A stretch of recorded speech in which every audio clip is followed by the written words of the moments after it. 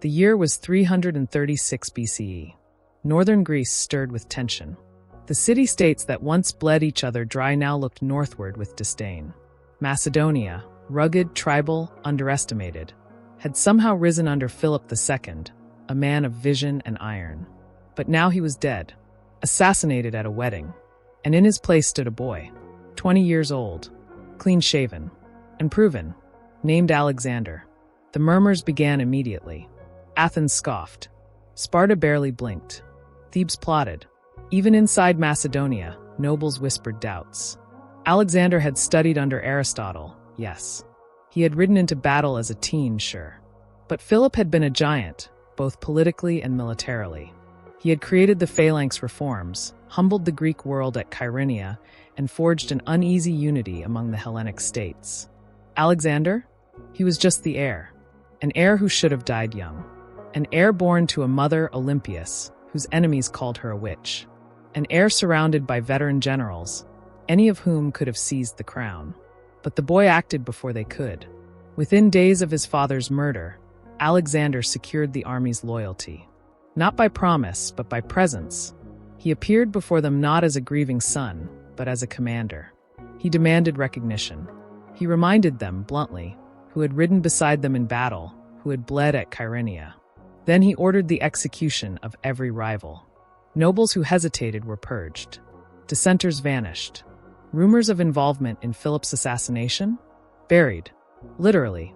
Still, outside Macedonia, the Greek world saw an opening. Athens and Thebes began murmuring rebellion. The Persian satraps in Asia Minor, across the Aegean, reported the power vacuum to King Darius III. They believed it was time. Strike now, and perhaps Macedon would crumble before it could cross the sea. Darius was distracted, but not blind. He instructed his governors to prepare. Alexander moved faster. Before winter had passed, he marched south. In Thessaly, Greek resistance melted at the sight of his army. In Thebes, rebellion flared, but Alexander offered no negotiation. He surrounded the city, stormed it, and razed it to the ground. Over 30,000 enslaved. The city erased in days. Athens, watching, backed down. Sparta remained quiet. Greece had been warned. The boy king was no boy at all. He returned to Corinth, summoned the League of Corinth, the same federation Philip had created, and demanded recognition as hegemon, leader of the Hellenes in the coming war against Persia. They agreed. All but Sparta. He didn't care. At 20, Alexander had become supreme commander of a unified Greek force. But it was not enough.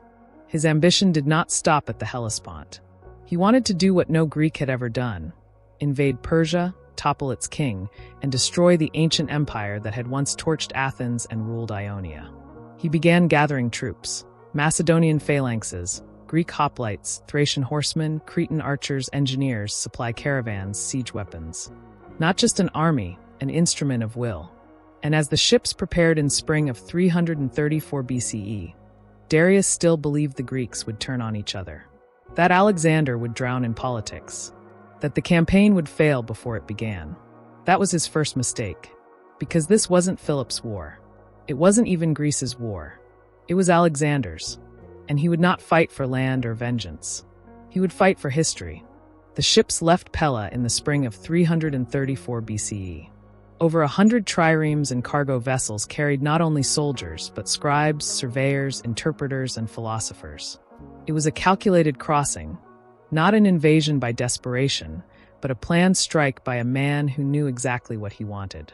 Alexander landed near Troy. Not by chance, but by design. Before marching inland, he visited the tomb of Achilles.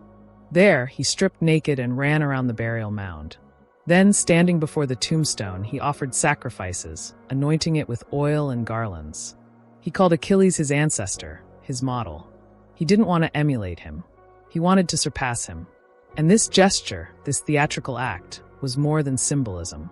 It was a signal to his men, to his enemies, and to history itself. From Troy, Alexander led his army inland into Asia Minor. His force was compact, around 35,000 strong, but disciplined and versatile. Macedonian phalangites stood in tight sarissa formations, their 18-foot spears bristling like a wall. Companion cavalry flanked them, led personally by Alexander, never far from the front. Behind them followed the Greek allied contingents, archers, light infantry, engineers, and supply trains. He had fewer men than any Persian force he would face, but he had cohesion and speed. The Persian satraps watched him come, confident they would stop him at the Granicus River. They massed cavalry and infantry on the far bank. It was May, and the river ran high from spring melt. The crossing was steep and fast, its currents dangerous. The Persians waited on higher ground, planning to cut down Alexander's army as it struggled across. The boy didn't hesitate. He ordered a direct assault. No night flanking, no upstream detour. He formed his cavalry, led from the front, and plunged into the river himself. His men followed. The water dragged their armor. Arrows rained from above. Persian cavalry surged down the bank to strike them midstream. It was chaos. Horses fell. Men drowned. Alexander's helmet was knocked from his head. A Persian noble raised his axe to finish him, but was speared through by Clytus the Black, one of Alexander's veterans. They made it to the bank. They broke through. Once the Macedonians reached level ground, the discipline of the phalanx asserted itself. Sarissas braced. Cavalry wheeled behind the Persians. The satraps realized, too late, that they had not been facing a reckless boy. They had been facing the sharpest blade the Greek world had ever produced. The Persian lines buckled. The elite cavalry broke. The river ran red. Over 1,000 Persian nobles and officers died that day, many of them related to the royal family. Alexander had done more than win a battle. He had sent a message. News of the battle spread fast. The Persian satraps who had survived fled inland. Their cities were left exposed. Greek towns under Persian rule, places like Sardis, Ephesus, and Miletus, began to waver. Some resisted. Others sent envoys. But none could ignore the implications. At Granicus, the Persian elite had expected an easy kill. Instead, they had lost not only men, but confidence. Darius III, seated in his court in Susa, was informed. His advisors urged him to act, but he hesitated. The Persian Empire was vast, stretching from Egypt to the Indus, but it was old, fragmented, and bloated. Local governors ruled with near autonomy. The king could send orders, but how fast would they be obeyed? How loyally? Alexander understood this. He didn't chase armies. He captured cities. After Granicus, he marched deliberately down the Ionian coast. Each city presented a choice: submit or resist. Some welcomed him as a liberator, removing Persian garrisons and reinstating democratic rule. Others resisted and were crushed. At Miletus, the Persian fleet tried to trap him, but his troops seized the city before the enemy ships could land. At Halicarnassus, he faced strong walls and fierce resistance. It took months, but his engineers, using rams, catapults, and sappers, breached the defenses. The city was burned. Alexander was methodical. He took ports to weaken the Persian navy. He installed garrisons to hold supply lines. He spared temples, honored local gods, and released political prisoners. He played liberator to the Greeks, destroyer to the Persians. In each conquered city, he left behind not chaos, but stability. Every success added weight to his legend, and the legend traveled faster than his army. In the hills of Lycia and Pisidia, tribes surrendered without a fight. Priests claimed to see omens. Some cities offered their keys before he even approached. His enemies, meanwhile, grew paralyzed. The Persian Empire was accustomed to rebellions in the east, raids in the north, and uprisings in Egypt. But this was different. This was a foreign power carving its way through Asia Minor, cleanly, quickly, with terrifying precision. Darius still delayed. He was not ready for a full engagement. He believed the Macedonians would lose momentum, bog down, or turn back. He miscalculated again. Alexander did not lose momentum. He moved inland into Phrygia, into the highlands, where a fortified city named Gordium stood. There, a legend awaited him, the Gordian knot, an ancient chariot yoke, tied so intricately that none had ever unraveled it. The prophecy claimed that whoever solved the knot would rule all of Asia. Alexander studied it for a moment, then drew his sword. He sliced it clean through, and then he marched on. Alexander left Gordium in late winter, 333 BCE. Snow still clung to the Anatolian highlands, but he didn't slow. The high passes were treacherous, the roads ancient and broken, but his army moved with discipline. The Persian satraps had been beaten. The coastline had fallen. But the real enemy remained, Darius III, King of Kings, still untouched in the east. Darius had finally mobilized. News came to Alexander from scouts and captured couriers. Darius was gathering a force near the city of Sochi, far to the east near the Euphrates. Reports spoke of massive numbers. Tens of thousands of infantry, elite cavalry units, royal guards, even Greek mercenaries hired at great cost. Darius believed he could crush Alexander with sheer volume, overwhelm him with scale. The empire still had resources, manpower, gold. He intended to use all of it. Alexander didn't wait for him to finish. He led his army southeast through Cilicia, across narrow coastal roads where a single landslide could have ended the campaign.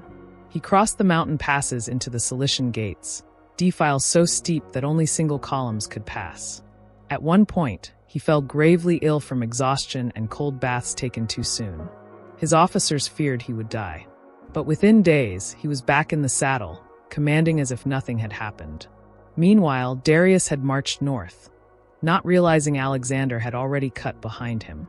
It was geography that decided the field. They met near the town of Issus, hemmed in by mountains and sea. Darius had expected open plains where his numbers could deploy fully. Instead, he found himself funneled into narrow ground, perfect for a smaller, cohesive force like Alexander's. The Persian army was massive, perhaps over 100,000 strong, stretching for miles. But their positioning was flawed. Cramped and poorly coordinated, their sheer size became a liability. Darius placed himself at the center, behind a wall of elite cavalry and Greek mercenaries. He expected Alexander to come from the north. Instead, the Macedonians had already crossed the river to the south. When battle began, Alexander didn't hesitate. He rode with the companion cavalry along the right flank, leading from the front, eyes always scanning for the enemy king. His phalanx moved as a solid wall in the center, pressing forward despite Persian missile fire. On the left, his Greek allies bore the brunt of the Persian cavalry assault. The lines wavered but held. Then Alexander saw his opening. The Persian left had overextended. He wheeled right, punching through the exposed flank, then turned inward, directly toward Darius' position. The Persian king watched in disbelief as the Macedonian cavalry surged forward. Fewer than 2,000 men, slicing through an army 5 times their size. Panic spread. Darius fled. He abandoned his chariot, leaping onto a horse, disappearing into the chaos with his royal guard. His generals tried to hold the line, but it was too late. The center collapsed. The left was routed. The Persian right, still locked with Greek infantry, began to falter. The battlefield became a slaughter. Over 10,000 Persians died that day. But the real damage was psychological. Darius had not only lost, he had run. And in his haste, he left behind his family, his mother, wife, and daughters. Alexander found them in the royal tent, trembling, expecting death or humiliation. Instead, he bowed. He promised they would be treated with dignity. He swore no harm would come to them. It was calculated mercy, political theater. And it worked. Word spread quickly across the empire that Alexander had defeated the great king, that Darius had abandoned his blood, that the Macedonian treated captured royalty with more honor than the Persian court treated its own citizens. More cities began to turn. Phoenician ports along the coast sent envoys. Cyprus pledged its fleet. Even parts of Syria opened their gates. The Persian lines were unraveling. Not from battle, but from shame. Still, the war wasn't over. Alexander turned south, not east. He understood that to truly shatter Persia, he had to cut out its naval arteries. The Persian fleet was still vast, outnumbering his own navy 3-1, but it depended on coastal bases. Alexander would deny them, one by one. The next stop was Tyre, a fortress island half a mile from shore, surrounded by thick walls and deeper harbors. Tyre refused entry. It would not recognize Alexander as king. It would not let him sacrifice in the temple of Melkart. The Tyrians believed themselves untouchable, guarded by sea and stone. Alexander ordered the sea itself to be bridged. He began constructing a causeway, a stone path from the mainland to the island, across the waves. Every day his men dragged timber, rubble, and earth into the sea. They were harassed constantly by Tyrian ships, which bombarded the workers with arrows and stones. The work was slow, brutal, and deadly. So Alexander escalated. He brought in siege towers, floating platforms, catapults mounted on ships. He turned his engineers loose on the problem. The causeway grew, inch by inch, despite fire, tides, and blood. It took 7 months. But when the path finally reached the walls, Alexander's siege engines pounded the gates. Breach after breach was attempted, and when a section finally collapsed, his men surged through. The slaughter was merciless. Over 6,000 Tyrians were killed in the streets. Another 2,000 were crucified along the shore, their bodies hung as warnings. Survivors were sold into slavery. The city was sacked. Alexander entered the temple of Melkart. He offered sacrifice, and then he marched on. The message was clear. Victory brought honor.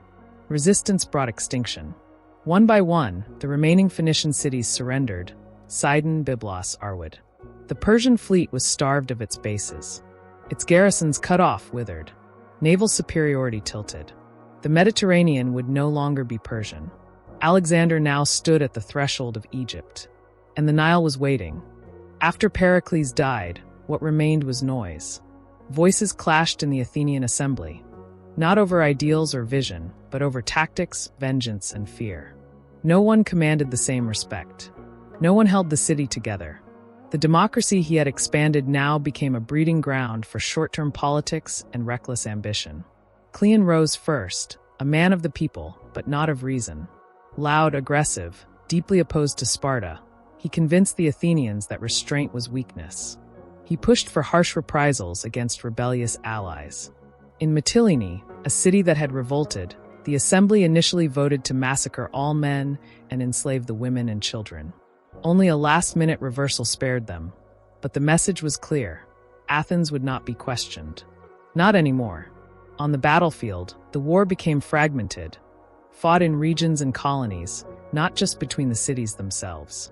In Thrace, Boeotia, the Peloponnese, and the Aegean Islands, the allies of each side battled with shifting fortune. Battles were won and lost, but no decisive blow landed. Even when Cleon and the Spartan general Brasidas both died at Amphipolis, the war did not end. It simply staggered forward, bleeding from both sides. A brief peace was attempted, the so-called Peace of Nicias. But it was never real. It was a pause. Neither side trusted the other. Skirmishes continued.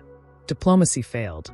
And into this fragile moment stepped a figure who embodied everything Athens had become: Alcibiades. He was brilliant, handsome, charismatic, educated by Socrates, related to Pericles. He knew how to win a crowd, how to charm an ally, how to promise everything and believe it himself. He rose quickly in the vacuum left by Pericles' death. And he had a dream, not of defense but of conquest. Sicily was the target. The island was wealthy. Its cities were divided. And if Athens could take it, it would gain control of the western trade routes and threaten even Carthage. It was, Alcibiades claimed, the opportunity of the century. Critics in the assembly warned it was too far, too risky, too soon. But the vote passed. The fleet was prepared.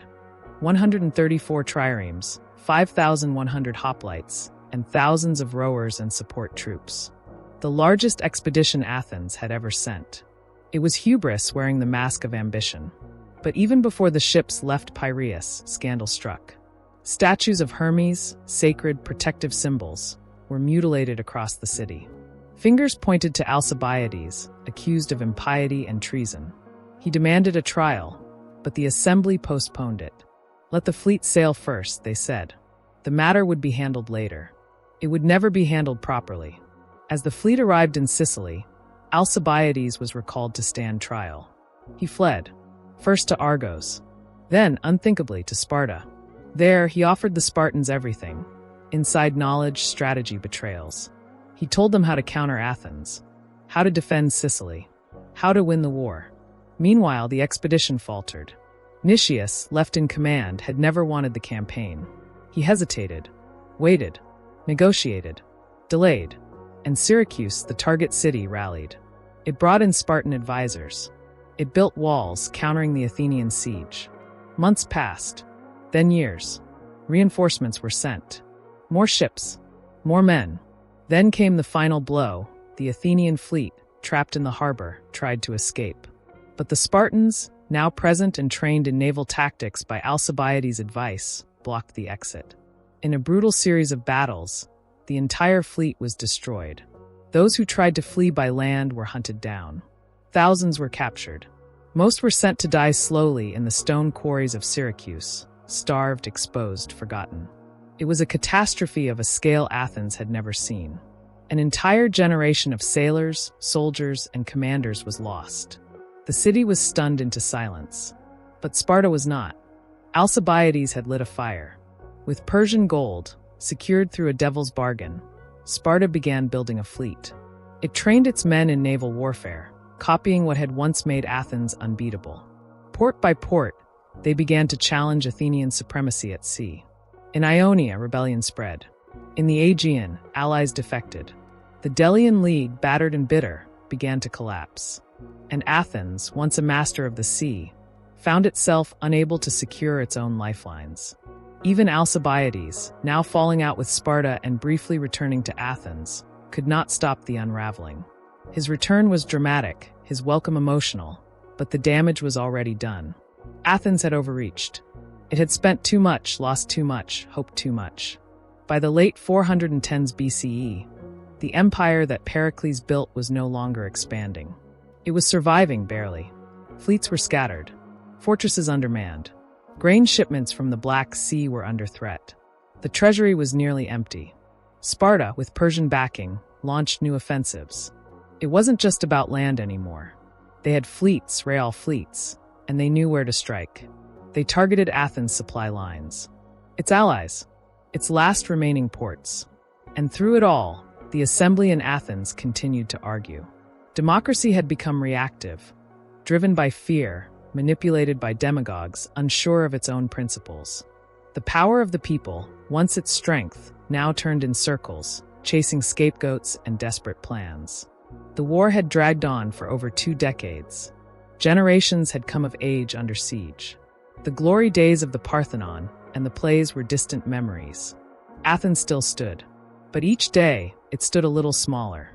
After Persepolis burned, Alexander stood in the embers of an empire that had once stretched unchallenged from the Indus to the Aegean.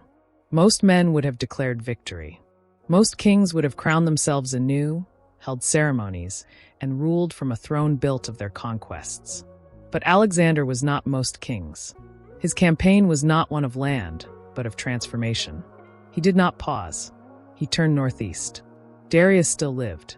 Though defeated twice, the Persian king had not been captured.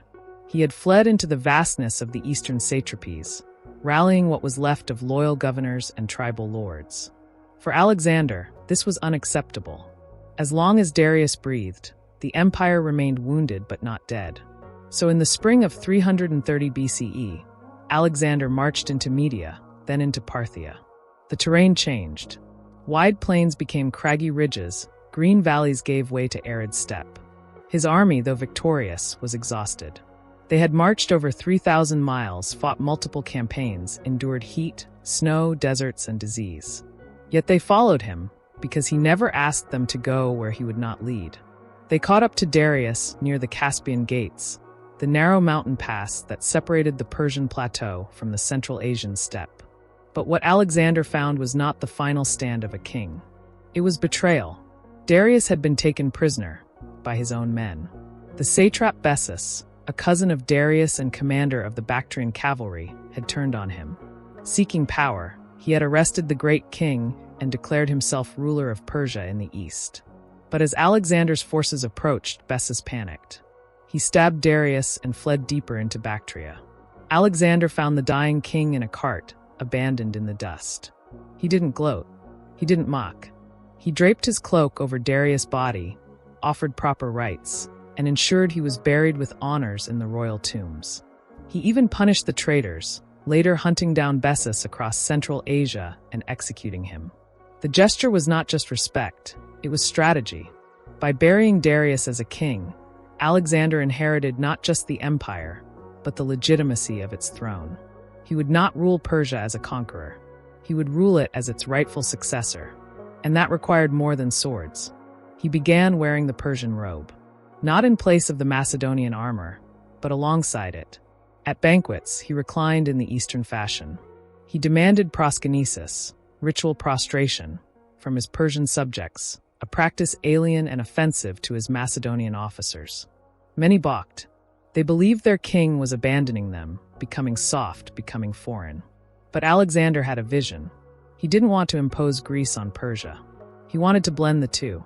He retained Persian satraps in their positions, provided they pledged loyalty. He married Roxana, a noblewoman from Bactria, and encouraged his commanders to take local wives. He began to build a ruling class that combined Macedonian military with Persian bureaucracy. It was an empire not of conquerors and subjects, but of integration, at least in theory. Many resisted.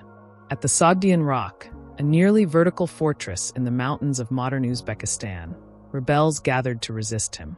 They believed themselves unreachable. Alexander scaled the cliffs by night, sending a team of climbers up sheer rock. At dawn, his men appeared above the fortress, and the defenders surrendered without a fight. Their leader was a Sogdian noble named Oxyartes. His daughter, Roxana, would become Alexander's wife. But resistance didn't only come from locals. Within his own army, discontent simmered. His Macedonian veterans were growing uneasy. The more he dressed and acted like a Persian king, the more they grumbled. The army had followed him from Pella, across the Hellespont, through Syria and Egypt. Now they were surrounded by foreign customs, strange laws, and Eastern ceremonies. They wanted to return home, not build a new civilization. The tension reached a breaking point at the city of Maracanda, in Sogdiana. There, during a drunken banquet, Alexander quarreled with Clitus the Black, the very man who had saved his life at the Granicus. Clitus accused him of forsaking his father Philip's legacy, of elevating himself above his men, of becoming too Persian. In a fit of rage, Alexander seized a spear and killed Clitus with his own hand. Silence followed. He had crossed a line. He mourned for days, isolating himself, refusing food. He had slain a friend, a comrade, a brother in arms. The army forgave him, eventually, but the bond had been wounded. From this point forward, the distance between Alexander and his men widened. Still, he pressed on. He founded cities, Alexandrias, at key locations, garrisoned towns that would become centers of Hellenistic administration. He issued decrees, minted coins, promoted education. Greek became the language of governance, but Persian remained the language of local authority. His empire, unlike those before, wasn't about assimilation. It was about coexistence. And then came India. The Indus Valley had once traded with Mesopotamia before Persia even existed. Now it stood as the last frontier. Alexander crossed the Hindu Kush in 327 BCE, entering a world of warlike hill tribes and dense jungles. It was not Persia. It was something older and more complex. He fought fierce battles against the Aspagioi, the Assakinoi, and the fortress of Auranos, which perched above the Indus like a natural citadel. He outmaneuvered them all. Siege engines were dragged through mountain passes. Towns were stormed. Alliances were made and broken. But the greatest test came at the Hydaspes River. There, the Indian king Porus awaited him, with war elephants. Alexander crossed the river during a thunderstorm, outflanking Porus. The battle was brutal. Horses panicked at the elephants. Infantry formations broke. But Alexander's tactics prevailed. He isolated the elephants, circled them with light troops, and struck the flanks with cavalry. Porus fought with honor to the end. When captured, Alexander asked how he wished to be treated. Like a king, Porus replied. And Alexander did. He reinstated Porus as satrap, respected his rule, and placed his trust in him. For Alexander, victory didn't always mean destruction. It meant submission and collaboration. But his men had reached their limit. At the Hyphasis River, they refused to go further. 11 years of campaigning, thousands of miles, endless battles. Their boots were worn through, their hearts exhausted. Alexander pleaded. He envisioned reaching the Ganges, the ocean, the end of the world. They said no, and for the first time he relented. He turned back, not in defeat but in recognition. The empire stretched far enough. But the dream of a mixed, unified world was still alive. The march back from India was no triumphal return. It was a test of endurance, the most grueling chapter of Alexander's campaign. The army did not retrace its steps through the fertile lands of the Industry. Instead, Alexander made a decision that baffled many. He would divide his forces. One part would sail along the coast, exploring the Persian Gulf. The other, under his direct command, would march through Jidroja, the desert of southern Iran. A wasteland, an uninhabitable expanse of salt, sand, and silence. No invader had ever crossed it with an army. Alexander wanted to succeed where others had died. He wanted to prove, once again, that nothing was beyond his reach. But the desert didn't care about legacy. It broke them. The heat was merciless. Water sources dried up. Men and animals collapsed. Supplies failed. The caravan staggered. Horses and pack animals died by the thousands, and soldiers dropped in their armor, hallucinating, dragging their limbs across sand that boiled under the sun. Alexander, refusing to ride, walked on foot with his men, enduring the same agonies. He rejected water offered exclusively to him, dumping it into the dust when others could not drink. Still, the losses were staggering. It took over 2 months to cross Jidroja. By the time they reached the outer provinces of Persia, the survivors looked like ghosts. The cost had been severe, not just in numbers, but in morale. The men no longer saw Alexander as invincible. They saw him as relentless, and they began to wonder whether his vision of empire had a limit. Yet the empire still required order. Alexander moved to restore it. He returned to Susa, where he began formal integration of East and West. He arranged the mass wedding of his senior officers to Persian noble women. Over 80 unions in a single ceremony. Alexander himself married 2 more Persian princesses, Statira, daughter of Darius III, and Persidas, daughter of Artaxerxes. This was not romantic, it was strategic. Marriage was policy. Bloodlines were tools. To the Persians, it was symbolic unity. To many Macedonians, it was betrayal. He also began appointing Persians to higher positions, placing them in command over garrisons and satrapies previously reserved for Macedonians. He introduced Persian dress and customs at court. He tried to create a hybrid administrative structure that would allow both cultures to survive, perhaps even thrive. But the balance was unstable. Discontent flared again when Alexander executed several satraps and officials for corruption, including some of his original companions from Macedonia. Accusations of embezzlement, cruelty, and incompetence were met with swift punishment. Whether real or exaggerated, the message was clear. Loyalty to Alexander came before origin. Meanwhile, dissent within the ranks rose to the surface. The veterans, many of whom had been with Alexander since the first crossing into Asia Minor, were tired. They wanted to go home, to Macedonia, to their families. Alexander dismissed some of them with honors, but he also replaced them with Persian troops, his new army. That triggered fury. At Opis, near the Tigris River, a mutiny erupted. The Macedonian soldiers rioted. They shouted that they had followed him across the world, bled for his cause, and now were being cast aside for foreigners. Alexander responded with cold fury. He stood before them and declared that they could all go home. He would replace every last one of them. They would return to their huts in obscurity, while he stood with sons of Persia, Bactria, and Babylon. The silence was crushing. For 3 days, the camp held its breath. Then, broken by guilt or fear, the Macedonians begged for forgiveness. They wept, pleaded, and asked to remain in his service. Alexander accepted their apology, but the wound remained. The divide between him and his original army would never fully heal. He now ruled more than a military machine.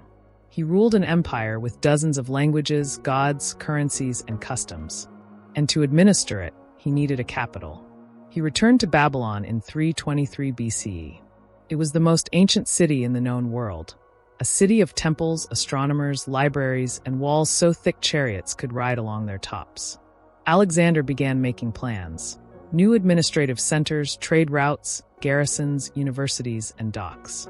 He ordered the repair of temples destroyed by Persian kings.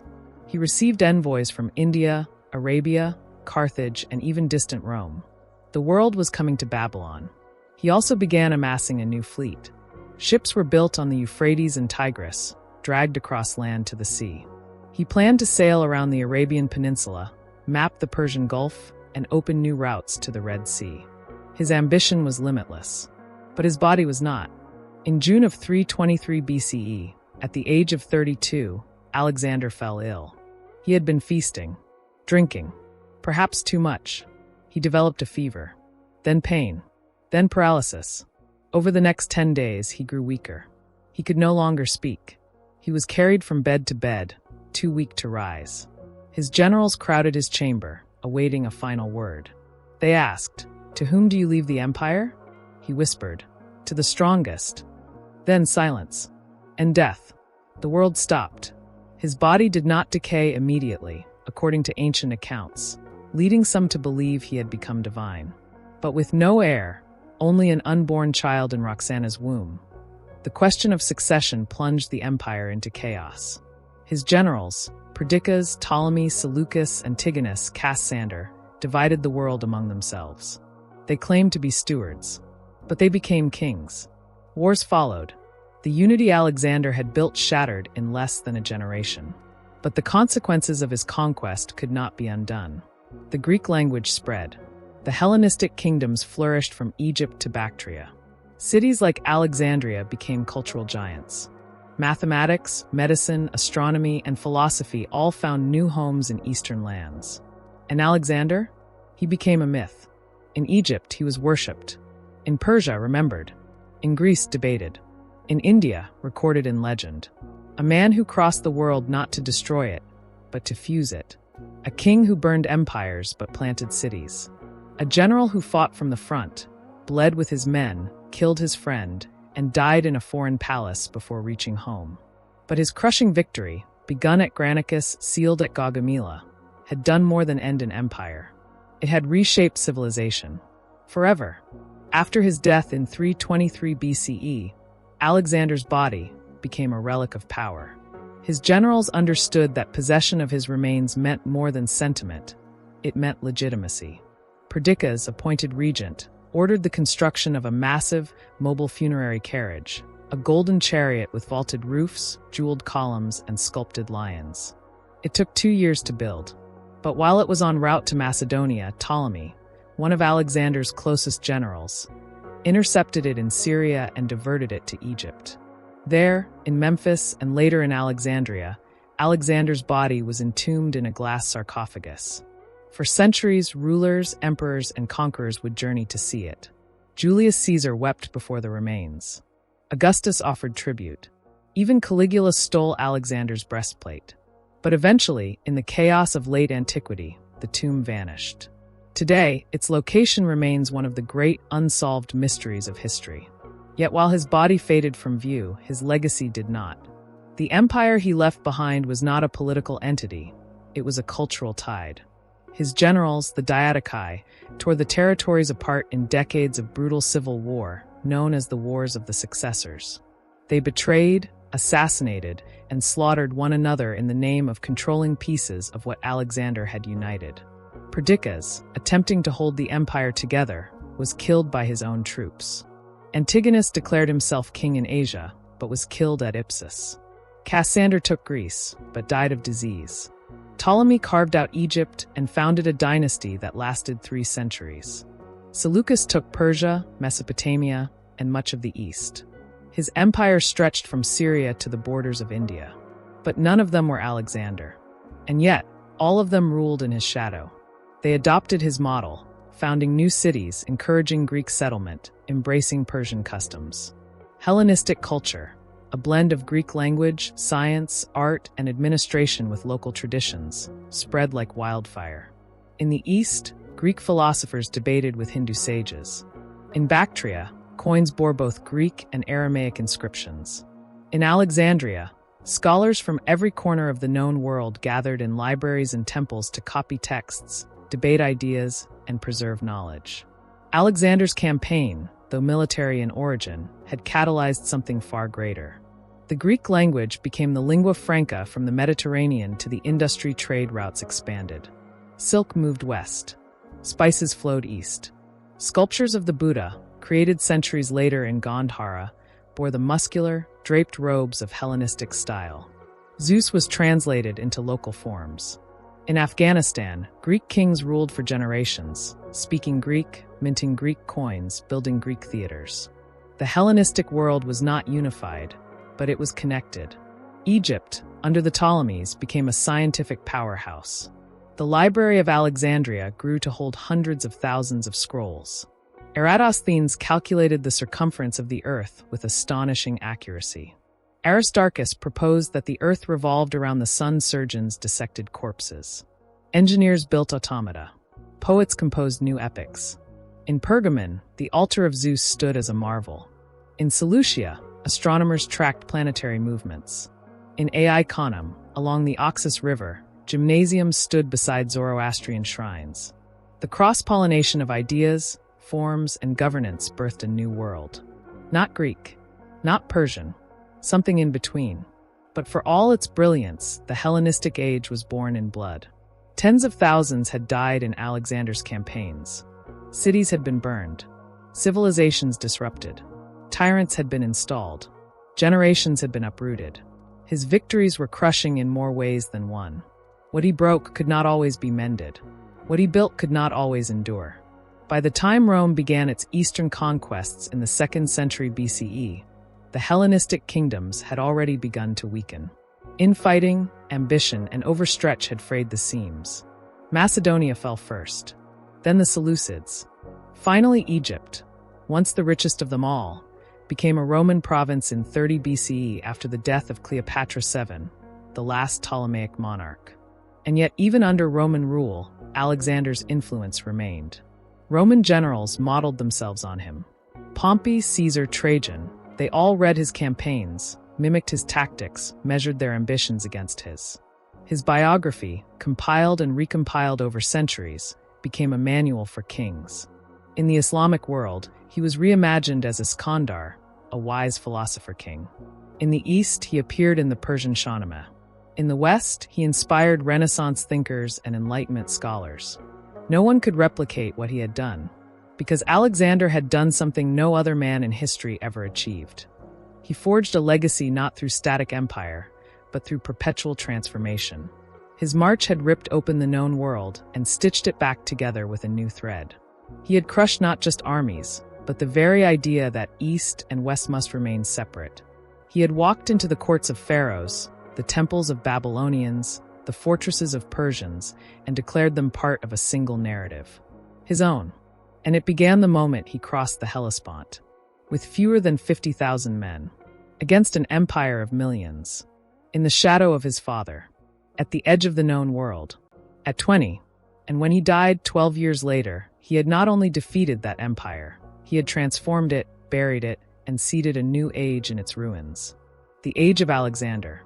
Though Alexander had been gone for centuries, his aftershocks never ceased. His empire did not survive him, but his idea did.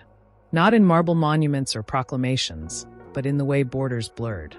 In the way cultures collided, then fused. In the way that power no longer belonged solely to one tradition, one language, one system, but to whoever could command many. In the Mediterranean, this model found its next inheritor, Rome. The Romans studied Alexander obsessively. They translated the Anabasis of Arrian, the histories of Ptolemy, the speeches of Curtius. They read not as mere scholars, but as students of war. Roman commanders kept copies of his campaigns beside their swords. Julius Caesar reportedly wept at the statue of Alexander in Spain, lamenting that he had done so little by the same age. Augustus, upon conquering Egypt, visited the tomb in Alexandria and laid flowers. He refused to see the Ptolemaic dead, but demanded to see Alexander's body. It was still a political relic. Even centuries later, the memory of the man carried imperial gravity. But while the Romans admired Alexander, they never tried to replicate his full fusion of cultures. Their empire imposed Latin, Roman law, Roman identity. Alexander had tried something more complex, ruling by inclusion, not assimilation. And though the Romans would dominate for centuries, it was Alexander's Hellenistic legacy that persisted long after Rome collapsed. In the East, the Seleucid Empire, though crumbled by internal strife and Parthian resistance, had sowed permanent seeds. Greek cities, Seleucia, Antioch, Dury-Ropos, remained bastions of thought and commerce. When the Parthians rose, they didn't erase the Hellenistic systems, they inherited them. They minted coins in Greek, worshipped syncretic gods, and built palaces in hybrid styles. In India, the Greco-Bactrian and Indo-Greek kingdoms thrived for over a century after Alexander. Kings like Menander I ruled not just as conquerors, but as cultural intermediaries, Greek by heritage, Indian by rule. Menander converted to Buddhism, was celebrated in the Milinda Panha, and governed with Buddhist and Hellenic principles side by side.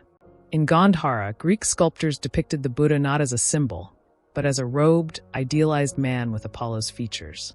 No empire had ever created such a visual language before. Even in regions Alexander had never touched directly, like Arabia, Central Asia, and Ethiopia, tales of his journey penetrated deep into folklore. He became a legendary figure in Jewish tradition, a righteous Gentile who respected the temple. In Islamic literature, he became Tul-Karnain, the two-horned one, a just ruler who traveled to the ends of the earth to seal away Gog and Magog. Medieval Christian kings carried his stories into Europe. Monks wrote of his climb to heaven in a chariot of griffins. Arab geographers cited his travels when mapping distant lands. In Ethiopia, kings traced their lineage to Alexander's generals. In Armenia, churches preserved his memory as a protector. The Alexander Romance, a sprawling literary work full of myth, invention, and wonder, spread in dozens of languages: Greek, Latin, Persian, Arabic, Armenian, Georgian, Hebrew, Ethiopic, and Slavic. In each, he became something different: hero, prophet, philosopher, tyrant. But always great. His cities lived on, most famously Alexandria in Egypt. Long after the Ptolemies vanished, it remained a seat of knowledge and trade. The great library burned, but its influence echoed in every later academy, from Baghdad's House of Wisdom to Oxford. Greek ideas, preserved by Muslim scholars, re-entered Europe through translation, many from books first copied in Alexander's cities. He had not just shifted armies, he had shifted thought. In the realms of science and art, the Hellenistic world he sparked broke boundaries.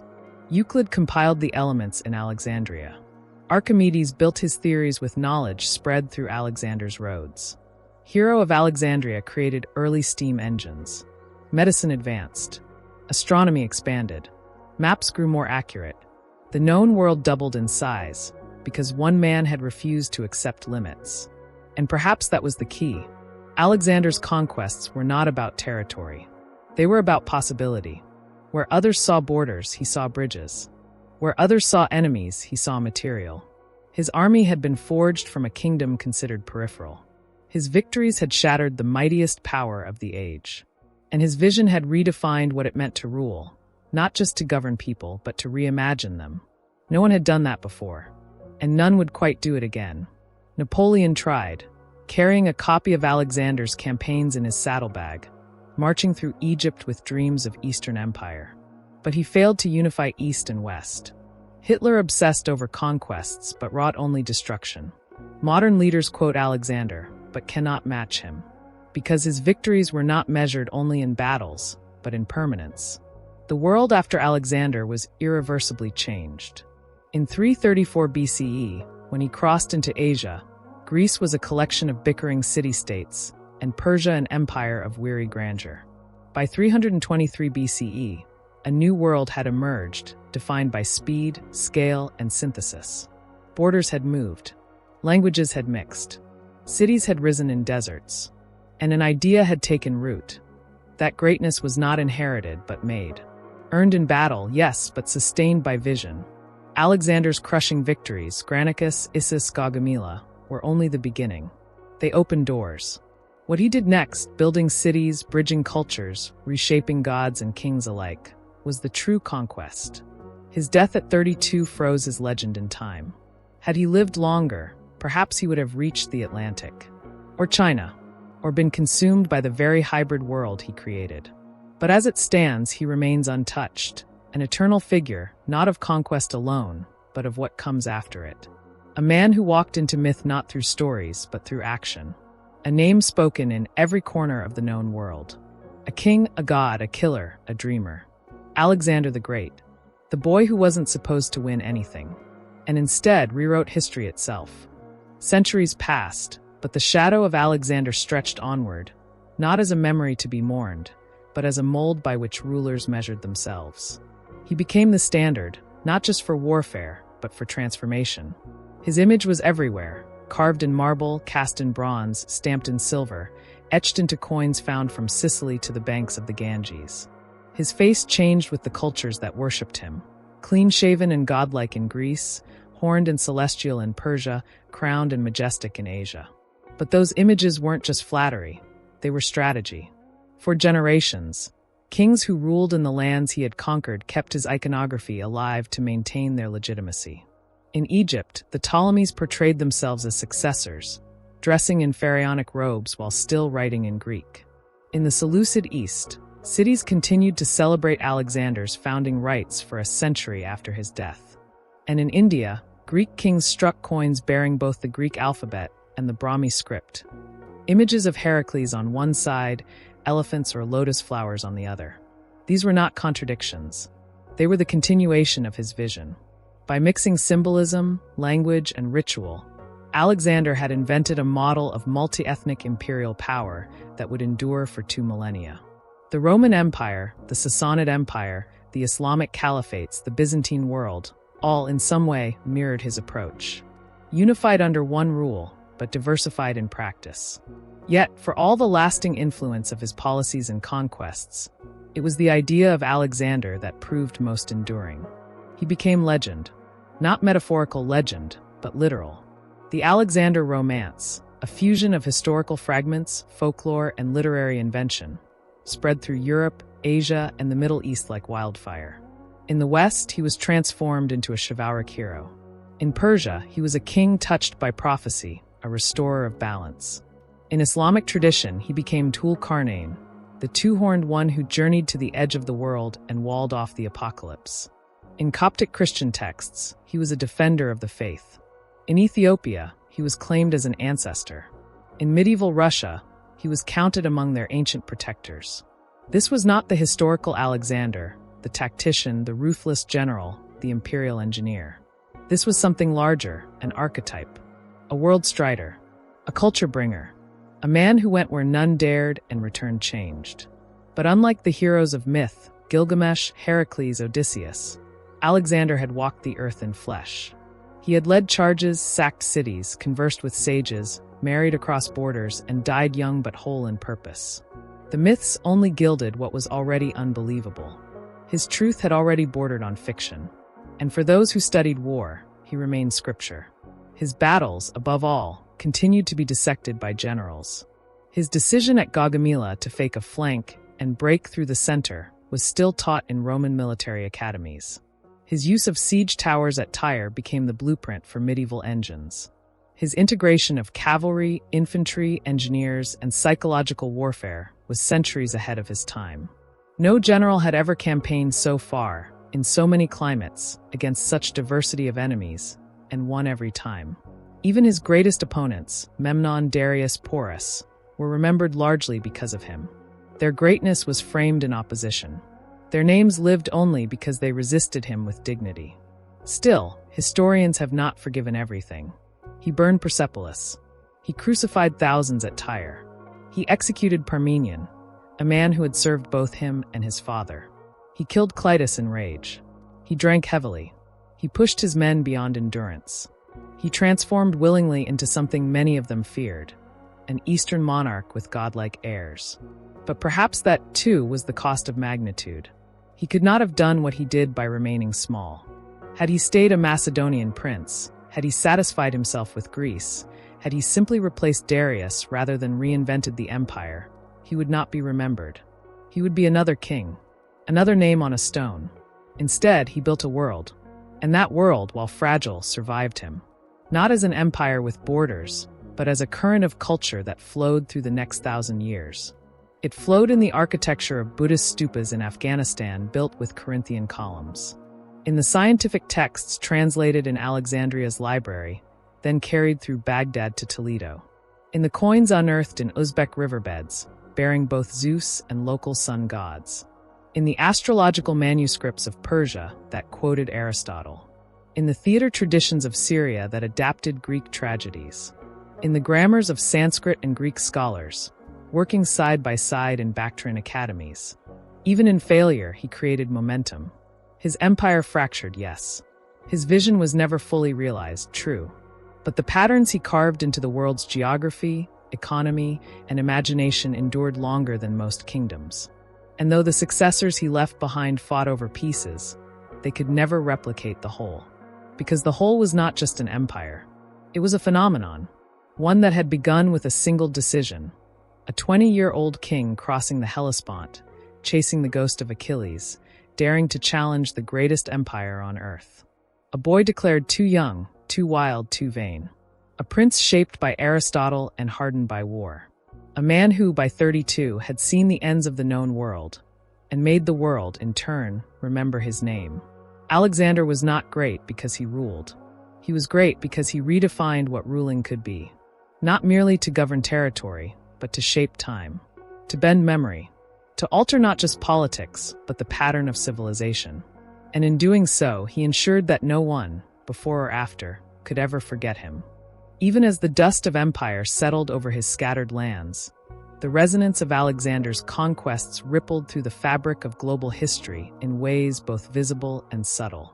His death may have split the physical realm of his dominion into warring fragments, but the conceptual framework he left behind, how a ruler could think globally, act swiftly, and govern across civilizations, remained untouched. His victory had not only been over Darius or over Persia. It was over the idea that culture must remain regional, that borders must divide destiny, that identity must be inherited rather than forged. His name became more than a man. It became a template. Wherever his armies had passed, they left roads. These weren't merely logistical. They became arteries of connection. Goods, yes, but also people. And ideas. Greek philosophers debated in Bactria. Babylonian astronomers wrote in Greek. Zoroastrian priests used Greek inscriptions in their sanctuaries. Along the Oxus, pottery bore images of Hercules and local deities sharing the same frame. At the crossroads of India and Central Asia, new languages emerged, fusing Sanskrit, Aramaic, Greek, and local dialects into unprecedented scripts. Bilingualism wasn't just common, it was necessary. Education flourished in unexpected places. Not just Athens, but Alexandria, Pergamon, Aiconum, Marv, Samarkand.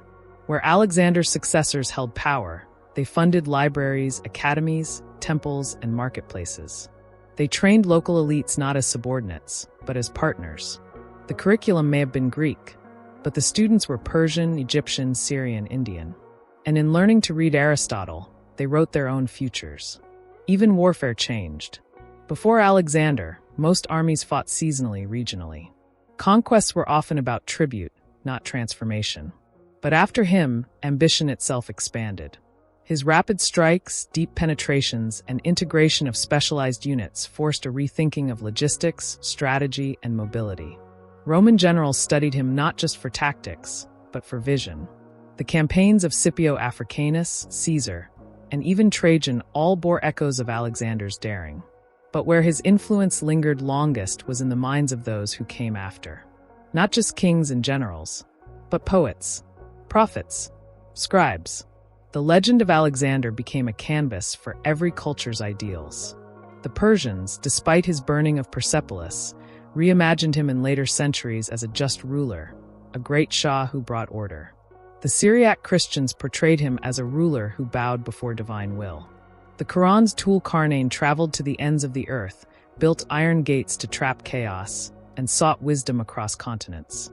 In medieval Europe, Alexander battled monsters, flew to the heavens in a griffin chariot, dove into the ocean in a glass capsule, and met the Amazons.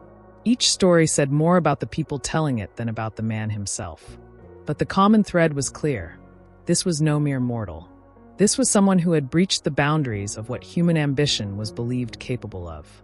And so, by the time of the Renaissance, when Europe turned its eyes outward, toward new oceans, toward new lands, it turned to Alexander for precedent.